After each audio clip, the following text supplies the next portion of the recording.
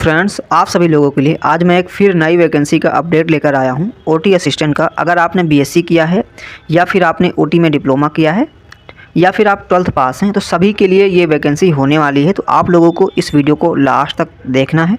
इस वैकेंसी के लिए आप लोग अप्लाई भी कर सकते हो और यहाँ पर एक्सपीरियंस भी मांगा गया है और बहुत सारे लोगों को यहाँ पर बिना एक्सपीरियंस के लिए भी कहा गया है। अगर आपके पास एक्सपीरियंस नहीं है तब भी अप्लाई कर सकते हैं और आप एलिजिबल भी रहोगे। तो सारा कुछ आप लोगों को लास्ट तक वॉच करना है और आपने अगर हमारा चैनल सब्सक्राइब नहीं किया तो ज़रूर कर लेना। तो ये जो पोस्ट है ये आई हुई है king George medical university Lucknow में और ये परमानेंट है, गवर्नमेंट वैकेंसी है। और इसका भी फॉर्म भरने की लास्ट डेट की बात करें तो 3 मार्च लास्ट डेट है। 3 मार्च तक आप लोग इसका फॉर्म भर सकते हैं। अगर कोई यूपी के बाहर का भरेगा तो मतलब अगर आप यूपी में नहीं रहते, यूपी के बाहर आप रहते हैं तो इसका फॉर्म भरेंगे तो आपका अनरिजर्व कैटेगरी में काउंट होगा, तो उसकी फ़ीस भी आपको ज़्यादा लगेगी। वहीं पर अगर आप यूपी से हैं तो एससी और एसटी के लिए अलग से यहाँ पर रिजर्वेशन भी आपको मिलेगा। और यहाँ पर सीट भी आप लोग देख सकते हैं, जो टोटल सीटों की संख्या है वो टोटल 65 है। यूआर के लिए 28 है, मतलब अनरिजर्व कैटेगरी के जितने भी कैंडिडेट हैं उनके लिए 28 है। ईडब्ल्यूएस के लिए 6 है, ओबीसी के लिए 17 है और एससी के लिए टोटल 13 सीटें हैं, मतलब टोटल 65 सीट हैं। तो यहाँ पर क्या क्या क्वालिफ़िकेशन है वो सारा कुछ हम क्लियर करेंगे। देखो यहाँ पर क्वालिफ़िकेशन में सबसे पहले दिया गया है बीएससी। अगर आपने बीएससी किया है, ठीक है, तो आप लोग इसका फॉर्म भर सकते हैं। किसी भी प्रकार का कोई एक्सपीरियंस नहीं देना है। कुल मिला के अगर आपका बीएससी कंप्लीट है आप इसका फॉर्म भरेंगे। यहाँ पर एक्सपीरियंस भी आपको एक दिन का भी एक्सपीरियंस नहीं देना होगा, बस बीएससी के बेस पे आपको भर देना है। अब आगे दिया गया है 10+2 विद साइंस, मतलब कक्षा 12 आपने चाहे, ठीक है, कक्षा 12 10+2 मतलब आपने चाहे मैथ से किया हो चाहे बायो से। आप 12th पास हैं, कक्षा 12 हो भी साइंस स्ट्रीम से, तो इसका फॉर्म भर सकते हैं। बट इसके लिए कंडीशन यहाँ पर क्या बोली गई है, देखो, अगर आप कक्षा 12 पास हैं with science with 5 year experience in the following areas. अगर आप कक्षा 12 पास हैं और इन जगहों पे आपने काम किया, किसी भी पोस्ट पे किया हो, देखो ओटी, ठीक है, ICU, CSSD, manifold room, anaesthesia, interventional radiology, bronchoscopy, endoscopy, cardiac cath lab, ठीक है, इन जगहों पर आपने अगर काम किया है, किसी भी पोस्ट पे किया है, लाइक आप वार्ड बॉय भी थे, ठीक है, तब भी आप एलिजिबल हो।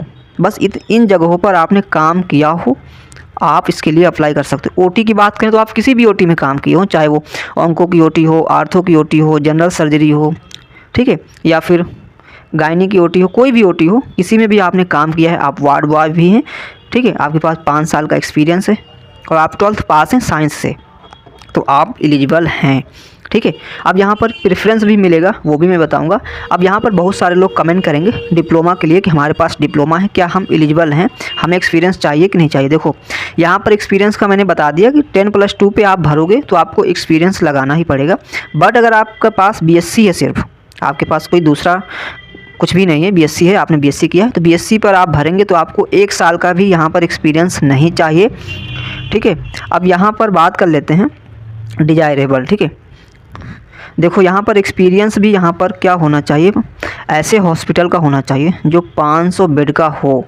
तो आपको मैं बता दूं 500 बेड बहुत ज़्यादा होते हैं, मतलब छोटे मोटे हॉस्पिटल में अगर आपने काम किया है तो यहाँ पर एक्सपीरियंस कंसीडर नहीं किया जाएगा। कम से कम बहुत बड़ा हॉस्पिटल होना चाहिए जो 500 बेड का होना चाहिए।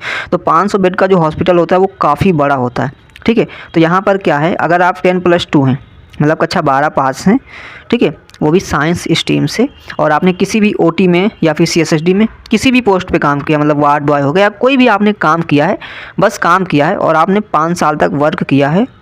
जैसे मान ले बहुत सारे लोग क्या है जीएनएम का कोर्स करते हैं, ठीक है, जीएनएम का कोर्स किया उन्होंने और ओटी में उनकी जॉब लग गई। जीएनएम का कोर्स किया या फिर बीएससी नर्सिंग कर लिया, उनकी ओटी में जॉब लग गई। ऐसे हॉस्पिटल में जो 500 बेड का हॉस्पिटल है, अब वो ओटी में वर्क कर रहे हैं, वो लोग जो है 12th बेस पे यहाँ पर अप्लाई कर सकते हैं। जीएनएम नहीं लगाना है, बट आप 12th तो पास हैं, उसके बाद आपने जीएनएम किया, जीएनएम के बाद आपकी जॉब लग गई कॉन्ट्रैक्ट पे या फिर संविदा पे, किसी भी तरीके से, और आप 5 साल से काम कर रहे हैं ओटी में, तो इसका फॉर्म आप भर लोगे 12th बेस पे कि आप 12th पास हैं और आपके पास ओटी का एक्सपीरियंस है, तब भी एक्सपीरियंस काउंट होगा। अब बात करते हैं डिजायरेबल की। Preference will be given to candidates with certificate diploma course in OT technique from recognised hospital institution.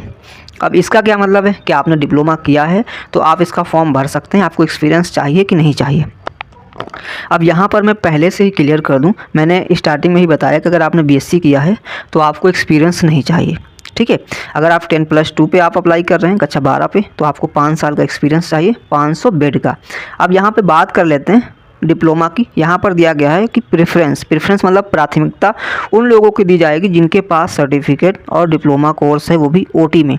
मान लिया आपने डीओटीटी कोर्स किया। देखो मैंने यहाँ पर बीएससी बताया, वो बीएससी जो प्लेन बीएससी है, मतलब बीएससी इन ओटी यहाँ पर नहीं चाहिए। अगर आप बीएससी इन ओटी भरेंगे, मतलब आपने ओटी में बीएससी किया है, तब भी आप एलिजिबल नहीं हो, इस चीज़ का ध्यान रखना, ठीक है। अगर आपके पास प्लेन बीएससी है तभी आप एलिजिबल हो और आपको कोई एक्सपीरियंस नहीं देना है।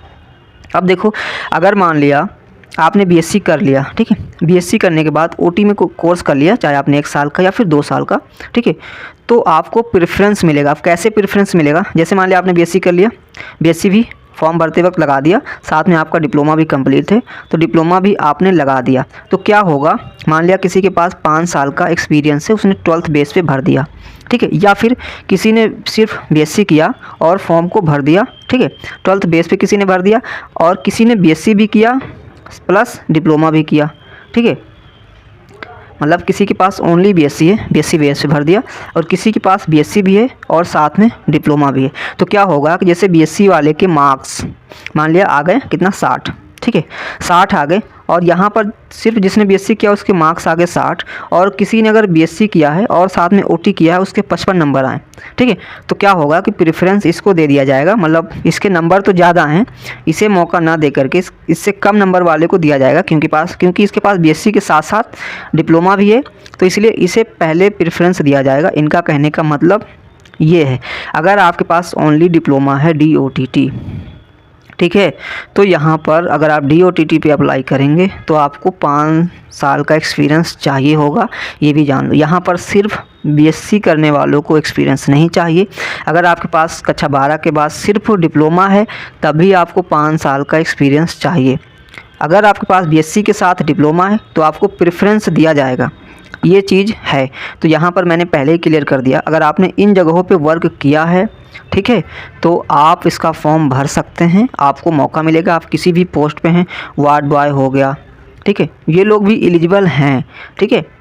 तो बहुत सारे लोग हैं जो कक्षा 12 पास हैं, वार्ड बॉय की जॉब करने लगते हैं, तो वो लोग भी भरेंगे तो एलिजिबल हो जाएंगे। और मैंने पहले ही बताया कि अगर आप जीएनएम किए हुए हैं और आपने इन जगहों पे 5 साल से भी ज़्यादा वर्क किया है, ठीक है, और आप एक्सपीरियंस बनवा लीजिए कि इन जगहों पे मैंने काम किया, 12th बेस पे आप फॉर्म भर दीजिए, आप एलिजिबल हैं। बट अगर आपने डिप्लोमा, सिर्फ आपके पास डिप्लोमा है, तो यहाँ पर डिप्लोमा पर भी आपको 5 साल का एक्सपीरियंस देना होगा, बट बीएससी है तो एक्सपीरियंस नहीं देना होगा। बट ये चीज़ तो गलत है, क्योंकि डिप्लोमा बहुत सारे स्टूडेंट किए हुए हैं, और जैसा कि मैंने खुद किया है डिप्लोमा, बट यहाँ पर सिर्फ बीएससी मांगा गया, जो कि काफ़ी गलत बात है। और बहुत सारे लोग बीएससी ओटी भी किए होते हैं, तो वो लोग भी एक तरीके से एलिजिबल नहीं है, उन लोगों को भी यहाँ पर 5 साल का एक्सपीरियंस चाहिए होगा, क्योंकि यहाँ पर सिर्फ प्लेन बीएससी मांगा गया। तो अगर किसी के पास है तो वो भर सकता है। और मैंने पहले ही बता दिया प्रेफरेंस किसको मिलेगा, जिसके पास ये होगा। अगर मान लिया आप 12th पास हैं, ठीक है, 12th के बाद आपने डिप्लोमा भी कर लिया, डिप्लोमा करने के बाद आपके पास 5 साल का एक्सपीरियंस हो जाता है ओटी में, तभी आपको प्रेफरेंस मिलेगा अदर की तुलना में, ठीक है। ये चीज़ भी है। मान लिया किसी के पास सिर्फ 12th पास है और 5 साल का एक्सपीरियंस है, और किसी के पास 12th पास है, डिप्लोमा है और प्लस 5 साल का एक्सपीरियंस, तो 5 साल का एक्सपीरियंस साथ और डिप्लोमा, तो उसे पहले बुलाया जाएगा।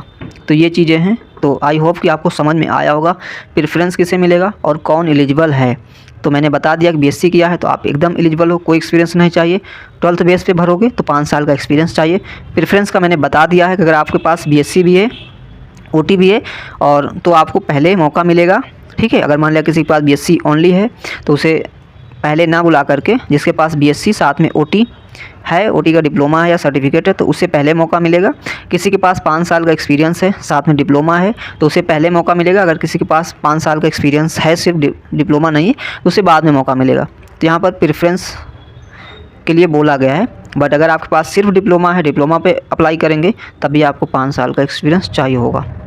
तो आई होप कि आपको चीज़ें क्लियर हो गई होंगी। तो यहाँ पर टोटल सीट आप लोग देख सकते हैं 65 है और फीस भी काफ़ी ज़्यादा है, फिर भी आप अप्लाई करना चाहते हैं तो कर सकते हैं। लास्ट डेट मैंने बता दिया है कि 3 मार्च इसकी लास्ट डेट है फॉर्म अप्लाई करने की। और मैंने पहले ही बता दिया, अगर कोई भी है 12th पास है, ठीक है, बस इन जगहों पे वर्क किया होना चाहिए। किसी भी पोस्ट पे आप वर्क किया है आपने इन जगहों पे, ठीक है, आप एक्सपीरियंस बनवा लीजिए। किसी भी पोस्ट पे आप वर्क करते थे, ठीक है, मैंने बता दिया, चाहे टेक्नीशियन की पोस्ट पे, सीनियर टेक्नीशियन, ठीक है, या फिर वार्ड बॉय, कोई भी, ठीक है, तो आप एकदम एलिजिबल हो।